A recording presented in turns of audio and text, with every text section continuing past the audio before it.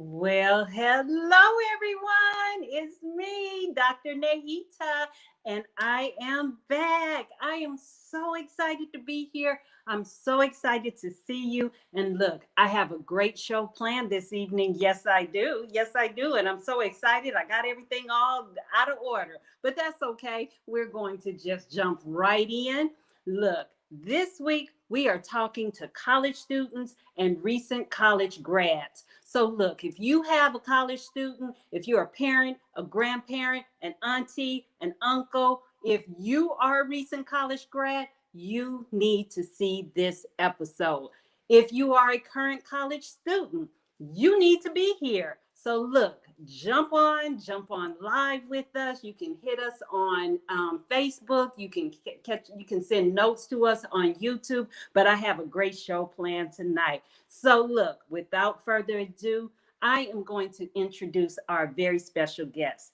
Her name, we flew her in all the way from the Chicago, Illinois area. She is an expert in her field. She is a recruiter, and she is none other than Miss Kristine Nessler. So come on in, Kristine. Come on in. Hey, yeah, it worked. Hey, how are you? I am so excited. And that was such a great introduction. So thank you. Thank you. So I am on Facebook now, just making sure that I see everything. And I don't see where it has uploaded. So let me just refresh this screen and make sure I'm seeing the most current.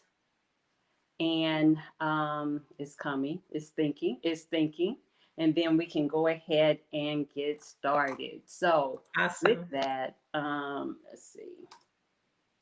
Okay, here we are. So let's see. And I see us. Okay. Yay. So we are good. Here we are. We are good. Yes, ma'am.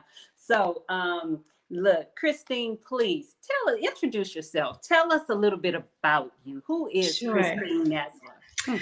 Well, the short 1 minute version, I own Nesslar Associates. So I opened up my own recruiting firm 3 years ago. We are based in Evanston, Illinois. So if you have Northwestern University students, that's where we are. We're just down the road. And I have been doing hiring teams within corporations for about 25 years. So when I opened up my business, I wanted to devote myself on the outside to connecting extraordinary talent to great growing companies, innovative companies. The companies hire me, not the candidates, right? I do consult with candidates, but the companies hire me to find extraordinary people, because if somebody's working on their own, they can find good people.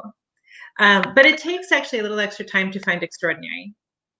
So it takes more talking to more people to know you're getting the very best of the candidates. So when I'm coming here tonight, I was so thrilled when you asked me, because I could talk about this, graduating college, what you should do in college, what your first few years should be, because I see all these resumes. I'm like, oh, why did they do that? Why didn't they, And so now I have to tell people so that they can kind of build their resume. But I know what it takes to be a top resume. How to stay in that pile, because at the beginning you don't have a lot of choice about your roles. You're not going to come in and be president of the TV station. Right. That's not in your, but you might be building to that. Absolutely. Right? How do you build to that? And so that's what I'm happy to share is how you think about building your career. Awesome. That is so awesome. So can you tell us briefly, how'd you get into this field?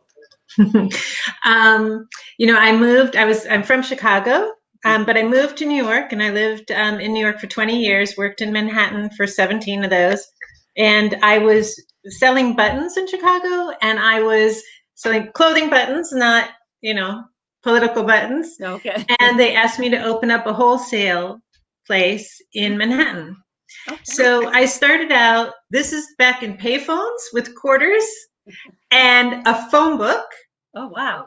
In the streets of Manhattan, calling people and saying, hi, can I come and show you my buttons? For real. But here's something, and I also see my little cup. I have a Mexican hot chocolate. So this, here we go. Yeah. This is like a ceramic replica of the old cups you used to get in the delis for coffee in Manhattan, right? Before Starbucks. Okay. So I bought it when I saw it because I'm like, oh, I used to do that, right? My first job, it was so hard. So for those of you, for your people that are going to be going out into the job world, my first job was, selling buttons on the street of New York, literally like going into these places. And if you said, what do you do? I would have said, oh, I sell buttons. But that job taught me so much, right? And one of the things it taught me was I went in, I had about 100 clients, but 25 really good ones that I saw all the time. Mm-hmm. So when I was in that job, going into these Donna Karan, Calvin Klein, Ralph Lauren, all these, Tommy Hilfiger, all these people, what I got to see was teams, successful teams. How does a team run? How does it communicate? So, I thought I was just selling buttons, but in my next job, I actually had all these skills and all this knowledge. And my next job was working for an international brand identity firm as the assistant to the marketing director. Wow. And in that job, every client that came in, BMW, Lipton, American Girl House, every client that came in, we had to build a team. So that first job that I had selling buttons, that showed, which I didn't know, showed me and prepared me. And that's what I want to let people know. Like, you think you're doing one thing, but it's your stepping stone to the next thing, right? And don't look at it like, oh, I'm just doing this. You don't know what you're learning. Absolutely. Awesome. Awesome. Well, thank you. That was great. Well, that leads right into our discussion. And I would like to know, do you think this is a good time to start a new career? We're in the middle of a crisis. We're coming out. Well, we're in the thick of it. And students are graduating. They're graduated the last week, this week. They're graduating. Is this really a good time to start a new career? It's a great time. Can't listen to any negativity because, it's hard, but that's life, and it's going to get easier. There's a light at the end of the tunnel, and I'm so grateful, especially for people's health and, the very real tragedies that are happening. I'm grateful. There's a light at the end of the tunnel, right? And we're going to do, then everybody that's been holding on to money and holding on the jobs, in 2 years, it's going to be this boom. But here's the deal. It's going to be good for a little while, maybe through your first decade of work, probably not. And then it's going to go down again because that's life. There's peaks and valleys. And the huge advantage of coming out now, and it's a big one. I'm not just saying it. I wouldn't say it. I don't do that. The huge advantage now is you're coming into the workforce at a time that's difficult. It's challenging. You might have to pivot to the side a little bit. But you're going to be in a mindset for your career coming in now that people that come in 3 or 4 years from now in a boom they're not going to automatically think, oh, it's hard to get a job. Maybe I should hold on for a little longer. I think the people coming in now, when they get their job, are going to stay in that first job just a little bit longer, 2.5 years. And see, when people come in a boom time, they just move jobs. Oh, I want this or I want that, or let me go try this opportunity. But the problem with that is when you're building your career and building your resume, you begin to put your resume in not the top 50% and not even, the top 75%. Your resume starts going down every time you move a job too soon. The people coming out now, they're going to keep that thing. And what that's going to do when they're 30 is they're going to have built a resume with slightly longer stays because it's a little harder to move. But then when you go on to that level, your resume is automatically kind of in the top 25%. You're not in the out pile because, clients invest in their new employees, right? It's an investment. It takes a lot of time to train. It takes a lot of, and then once you do train, you want them to be there a little while. It costs a company about 3/4 of a year, half to 3/4 of a year of salary every time somebody leaves. So you're an investment to them. Right. So on their resume, the reason a resume stays in first, I always look at, when I get a pile of resumes, but now it's not a pile, it's on my computer. When I have my group of resumes, the very first thing I look at before school, before name, before anything is tenure at the companies. Because my client, when I forward the resume, they don't want to see somebody that might not stay, probably won't stay for longer than 2 years, because all their past history shows 2 years, 1.5 years, 2 years, 1.5 years. They want to invest in somebody that's going to stay. So coming out now, I think, means, it'll be a little harder to get a job, and for that reason, they'll stay a little longer. Right. But also, you might end up in a field that's not your dream field, right? Like, I started out in buttons and fashion. It wasn't my dream field. It was great, but it wasn't my dream. But it taught me so much. It taught me so much. And so if you come in and you can't get in the industry that you really love, that's hard. It's emotionally hard, right? Sure it is.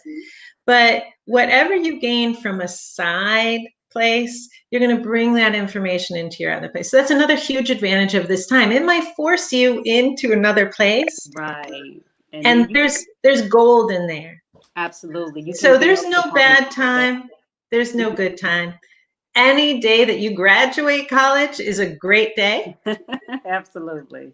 So absolutely. So what I also hear you saying is that because they're coming in at such a critical and rocky time, they have some success strategies. They have learned how to pivot.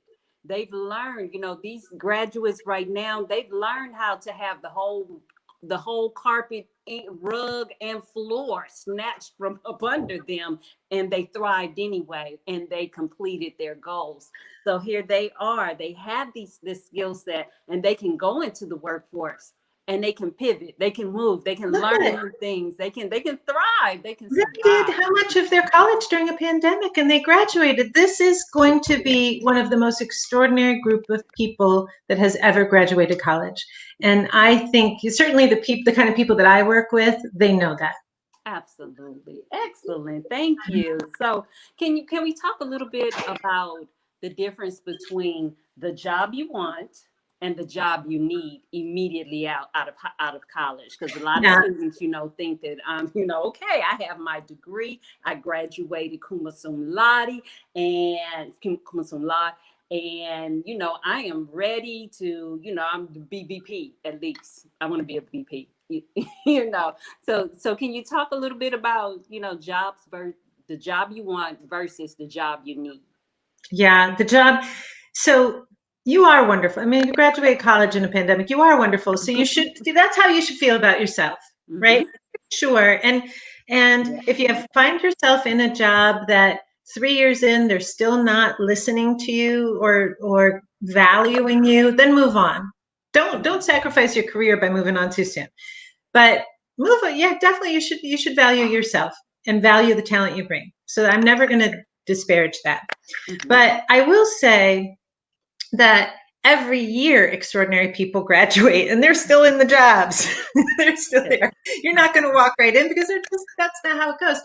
Sure. What you are going to do though is you're going to look up, look at LinkedIn, and this is where I want to talk a little bit about how you use LinkedIn to think about your dream job. You can go on LinkedIn and research dream jobs, and I forwarded, I have a little tip sheet that you can look at how to do it, but look on LinkedIn, and if you want to be, the president of a TV show or the head of a museum or a product developer at Nike, whatever you want, you can see people, you can go and search people and search that title and see exactly what they're doing and see their career trajectory. And it's going to look different for each person, right? There's going to be a lot of different people with that same title. They're all going to have different careers. Start looking down and kind of noticing how they get there. And there's going to be a lot of different ways because most of us did not graduate college and go right into a path, a kind of very linear path. Most of us didn't do that.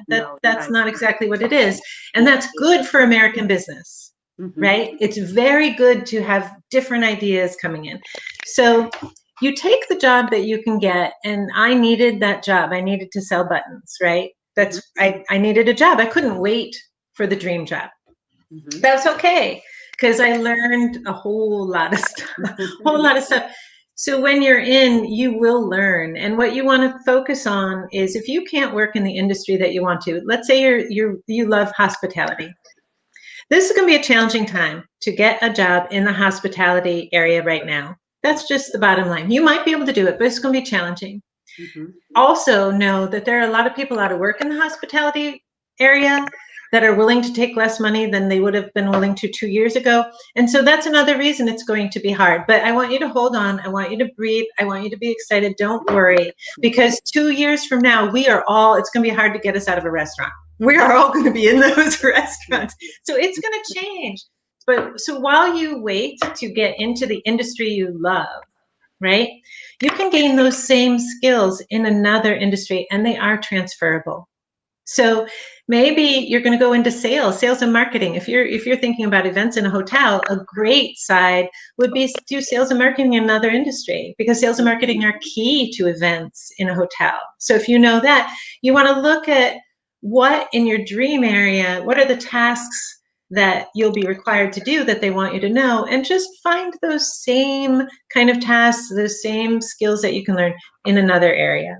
Very good, very good. Now you touched a little bit on LinkedIn, but can you talk a little bit more about how you can use LinkedIn? What should you post on LinkedIn?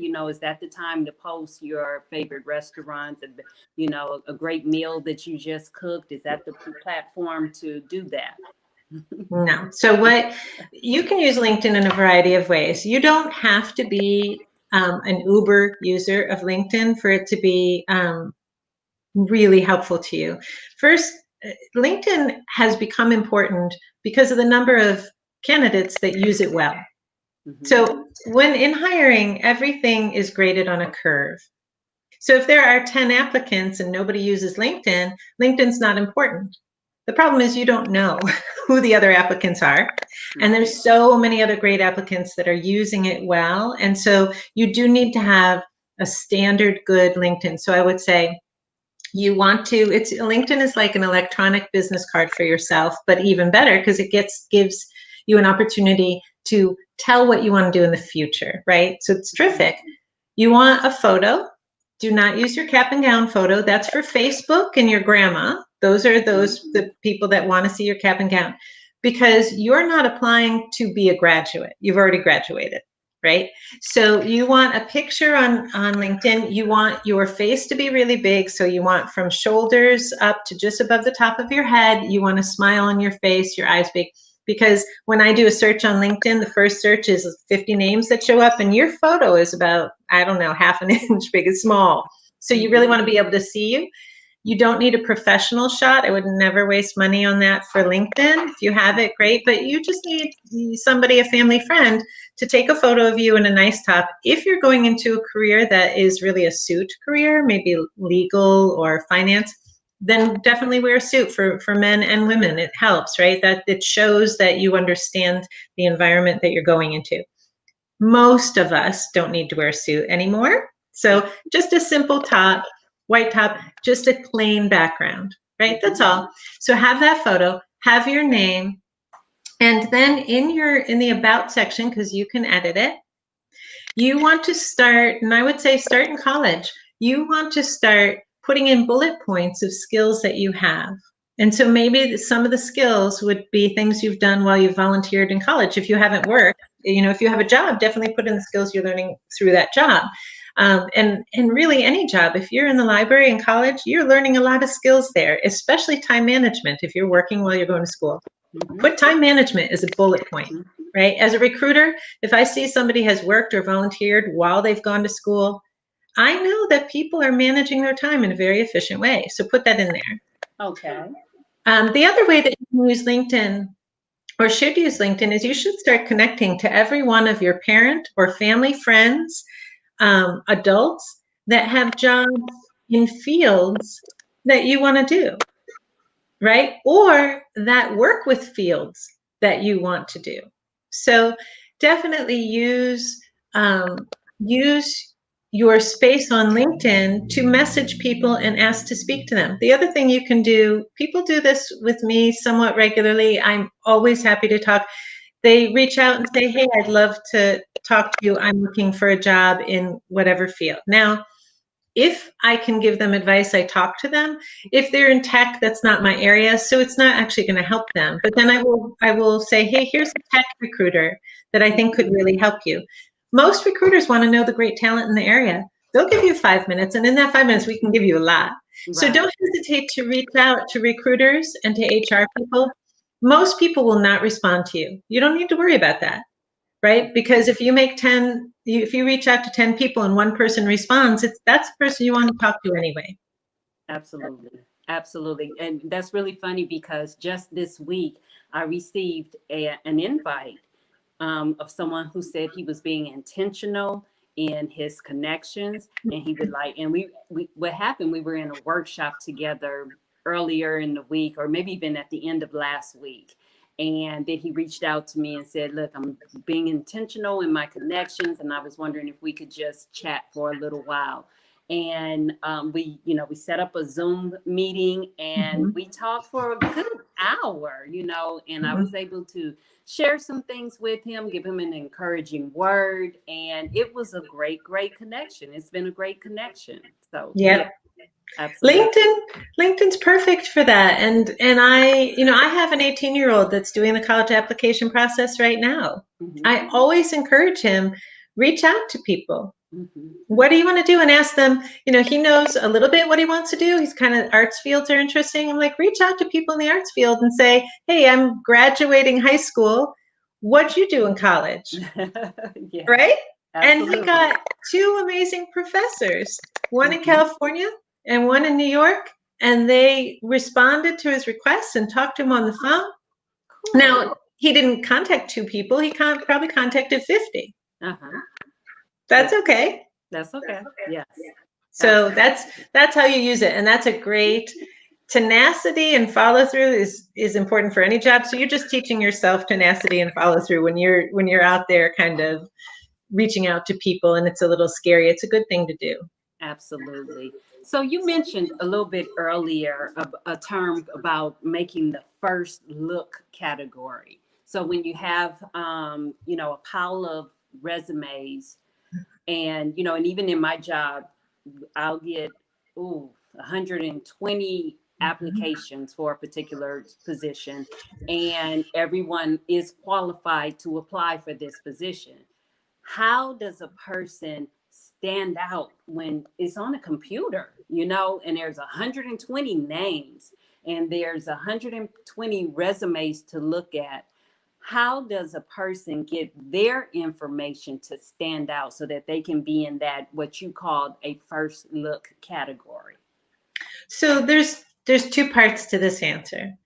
One, let's just be very real. It's hard, and you're gonna apply to more than one job, right? You might apply to 100 jobs, right? It's a little bit like the college, depending, and it also depends on what level. Like, if I'll give you an example, if you're going to apply to Ivy League colleges when you're graduating high school, you're probably not going to apply to just one and say, well, I'll probably get into Yale, so I'll just apply to Yale.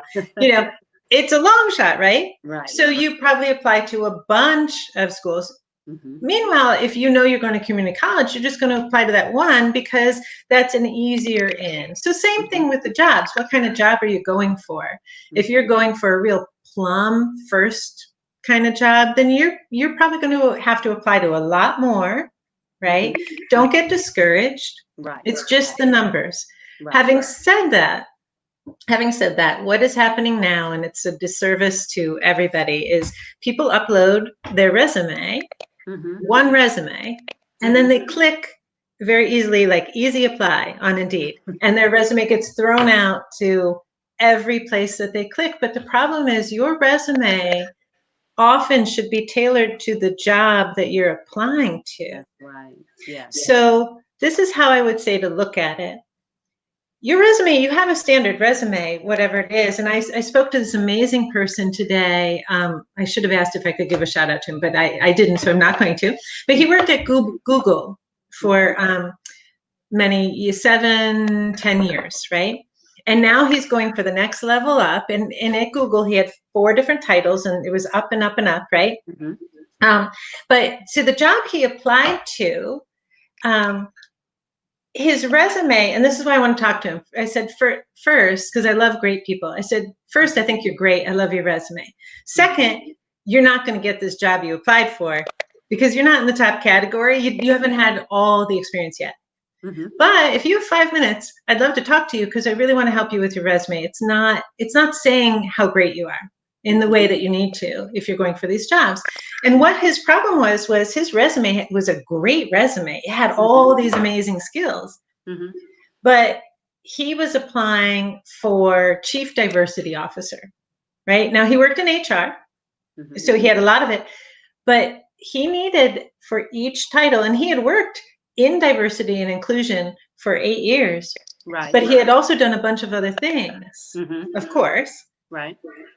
He needed the diversity equity stuff right at the top of each role so that I could see it was an automatic. And then the other things. And that's why when you're applying for a job, you look at the task. What's the top 3 things this company needs? Top 3. Okay. What's the top 3? There might only be 1 or 2, but what's the top 3? When you're listing, and let's say you're in college and it's a volunteer work that you've done and you haven't had a big job yet, right? That's okay. You're going to list your volunteer work.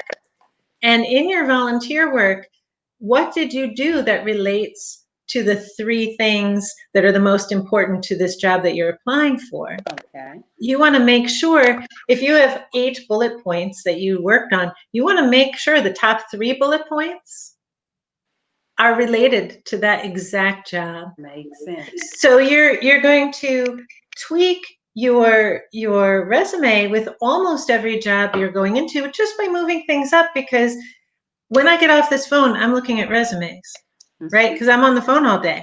Okay. I'm tired, people. I'm tired. Now, I'm really good. People pay me, so I'm not going to miss it. But I'm going to tell you that a lot of HR people and a lot of recruiters are going to miss it if you put the stuff too far back. Okay, so make it easy, put it right up front, and don't apply. If you're not qualified, don't apply. It's a waste of your time. It's better for you to do a little extra research into a company. The other thing is, a lot of people, especially in the tech world, they don't look at cover letters. So I'm not going to lie and say, oh, cover letter is essential for whatever you do. That's not true. But I can say, when there's a lot of candidates, even if you're applying on Indeed, you have a place to put a note on there. You can upload an extra thing. Every time you put in a resume, I think you should be including a note. That note should show that you know that company. If that company just made a major announcement 2 weeks ago, you should be mentioning that. And so how to stand out? First and foremost, show the recruiter, the HR person, that you know this company and that you're excited to work for that company. And I don't know, people roll their eyes sometimes, but listen, I'm trying to figure out, I'm trying to figure out as a recruiter who I want to call first. Absolutely. I'm not going to call 150 people. Right. I know that sometimes when I'm hosting interviews and, we get the candidate at the interview and we ask them basic questions about, the college or about the program, they've done no research. Yeah. They've done no research. And how often then have you invited them to continue the process? They don't. They don't get further. No. So, and I feel badly for them. And that's why I was so happy to do this, because they don't know, right? They want the job and they might even be good at the job, but they haven't communicated that they're the top candidate. Right. And so you need to communicate it. And what do we all want? Companies are vain, just like people are vain. The company wants to know that you're going to be excited to work there. And I don't care what company it is. Absolutely. Right? Absolutely. So you got to show that you're excited. And I hope that you are excited, even if it's not your dream, because it is the first step towards your dream. Absolutely. Very good. Well, I have one last question with regards to, the whole career exploration and process. And that has to do with the students who are currently enrolled in college. Maybe they're a junior or a senior and they're home right now for Christmas break.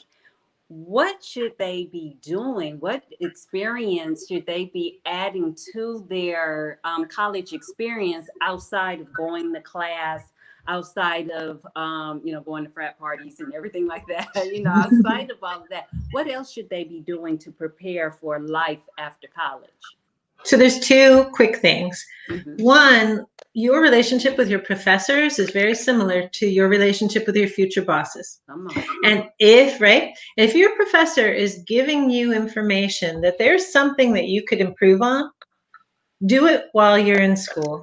Because it's easier to take that feedback in school than your first job, and you get called into the office and they're like, we emailed you 3 days ago and you haven't responded. And so take that feedback from your professors. They're professors now, but it's going to be your first boss. And I see that a lot. Like, don't wait to learn something on the job when you can learn it while you're in college. So that's one.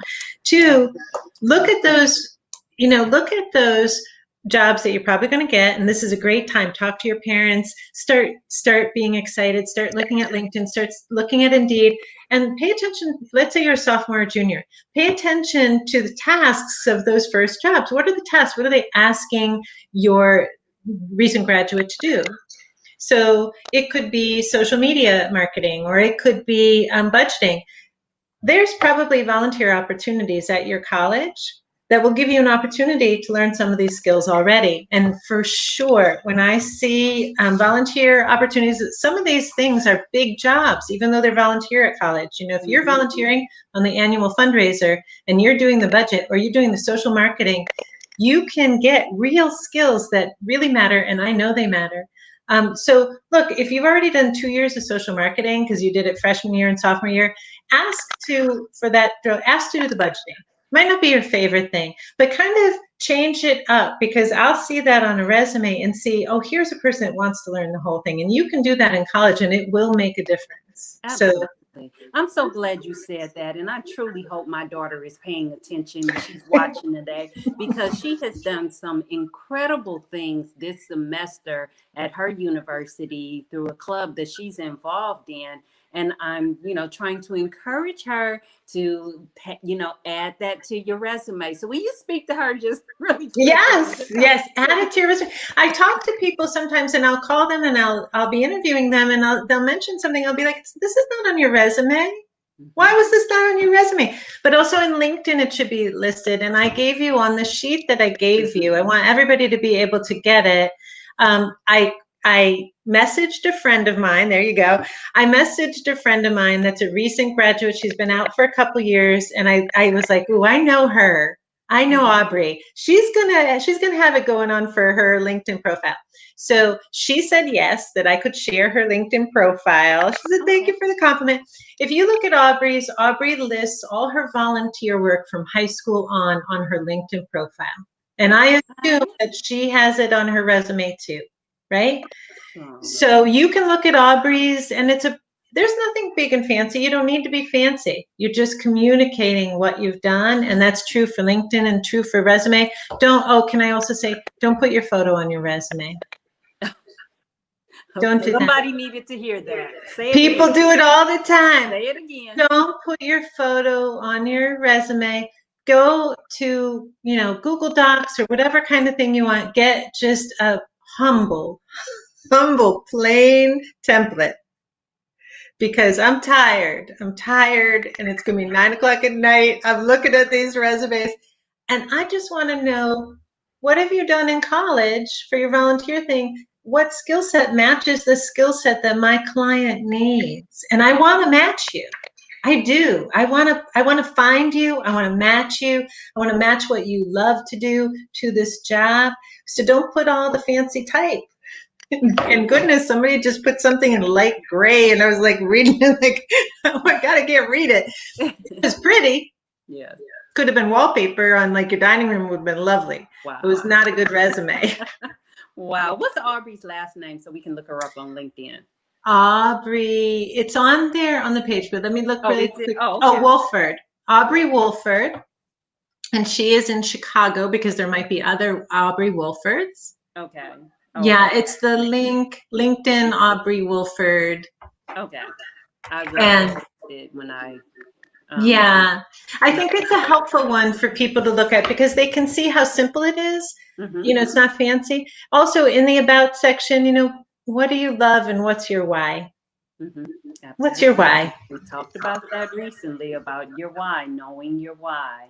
Well, very good. Well, thank you so much. Right now, I'm going to take a quick commercial break. Let's see if it works. Yes, and I want Yeah. to give a shout out um, to our sponsor this week. Our sponsor this week is Inspire Hair, where Vicki Walker is the owner stylist, and for your hair care experience, reach out to Vicki. Her number is 904-504-5339, and that's Inspire Hair with Vicki Walker. So, and if at any time anyone wants to be a sponsor of the Educational Moments with Dr. Neita show, sponsorship opportunities are available.